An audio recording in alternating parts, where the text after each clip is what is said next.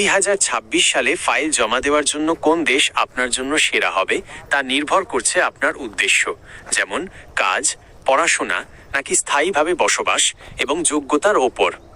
বর্তমান পরিস্থিতি এবং 2026 সালের নতুন আপডেট অনুযায়ী জনপ্রিয় দেশগুলোর তালিকা নিচে দেওয়া হলো। ইউরোপ, ওয়ার্ক ও ভিজিট ভিসা।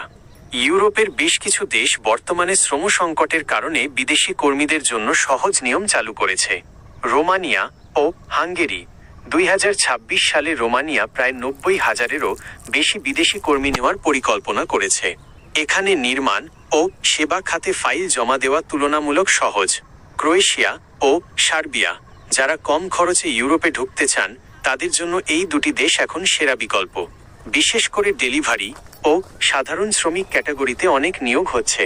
পর্তুগাল ও ইতালি। পর্তুগালের D7 বা ডিজিটাল নোমাড ভিসা এবং ইতালির সিজনাল ওয়ার্ক ভিসার জন্য ফাইল জমা দিতে পারেন। 2. উচ্চশিক্ষার জন্য সেরা। Student visa. শিক্ষার্থীদের জন্য 2026 সালে সেরা 5টি গন্তব্য। যুক্তরাজ্য, ইউকে। সহজে কাজের সুযোগ ও সেটেলমেন্ট সুবিধার কারণে এটি 1 নম্বরে আছে। অস্ট্রেলিয়া। যারা পড়াশোনার পাশাপাশি পার্ট টাইম কাজ ও স্থায়ীভাবে থাকতে চান, PR, তাদের জন্য 2026 সেশনে অনেক সুযোগ থাকছে। জার্মানি। টিউশন ফি না থাকায় এবং পড়াশোনা শেষে 18 মাস চাকরির খোঁজের সুযোগ থাকায় এটি অত্যন্ত জনপ্রিয়। 3. সহজ ভিসা ও ট্যুরিস্ট ভিসা। ভ্রমণ বা ব্যবসার জন্য যারা ফাইল জমা দিতে চান। সংযুক্ত আরব আমিরাত, আবুধাবি, দুবাই। বাংলাদেশিদের জন্য 3-5 কর্মদিবসে ভিসা পাওয়া যাচ্ছে। 20-25,000 টাকার মধ্যেই আবেদন সম্ভব। মালদ্বীপ। প্রবাসীদের জন্য নতুন ডিজিটাল ভিসা সুবিধা চালু করা হয়েছে। 4. স্থায়ীভাবে বসবাসের জন্য ইমিগ্রেশন। কানাডা। 2026 সালেও কানাডার এক্সপ্রেস এন্ট্রি ও প্রভিন্সিয়াল নমিনি প্রোগ্রাম PNP চালু আছে, তবে স্বাস্থ্যসেবা বা দক্ষ কারিগরি পেশাজীবীদের অগ্রাধিকার দেওয়া হচ্ছে। জাপান।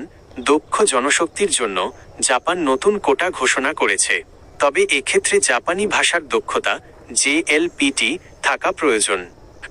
ফাইল জমা দেওয়ার আগে 3টি জরুরি কাজ। 1. পাসপোর্টের মেয়াদ নিশ্চিত করুন আপনার পাসপোর্টের মেয়াদ কমপক্ষে 1 থেকে 2 বছর আছে। 2. এজেন্সি যাচাই। কোনো দালালের মাধ্যমে না গিয়ে সরকারের অনুমোদিত রিক্রুটিং এজেন্সির RL নম্বর মাধ্যমে ফাইল জমা দিন। 3. ডকুমেন্টেশন। ইউরোপ বা উন্নত দেশে ফাইল জমা দিতে হলে পুলিশ ক্লিয়ারেন্স এবং অভিজ্ঞতার সার্টিফিকেট গুছিয়ে রাখুন। আপনার শিক্ষাগত যোগ্যতা বা কাজের অভিজ্ঞতা কি সেটি জানালে আমি নির্দিষ্ট করে বলতে পারবো কোন দেশটি আপনার জন্য সবচেয়ে বেশি কার্যকর হবে।